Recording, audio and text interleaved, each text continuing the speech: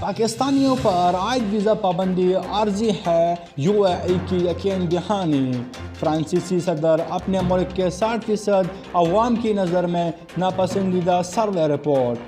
Corona کے نئی قسم دریافت ہونے پر کئی ممالک نے برطانیہ کے ویزے معطل کر دیا۔ کرونا ویکسین سے انسان مگرمچھ بن سکتا ہے، برازیلی صدر کا مضحکہ خیز بیان۔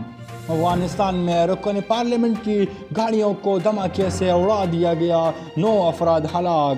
بیت اللہ کا دروازہ ڈیزائن کرنے والے انجینئر آج انتقال کر گئے۔ صومالی وزیر اعظم خودکش حملے میں بال بچ گئے، 15 افراد ہلاک ہو گئے۔ خود پسند صدر ٹرمپ نے اپنے ہی وزیر خارجہ کے بیان کو جھٹلا دیا۔ مقبوضہ کشمیر میں ایک اور بھارتی فوجی نے خودکشی کر لی۔ کورونا کا پھیلاؤ، اٹلی میں کرسمس اور سال نو پر لاک ڈاؤن کا اعلان۔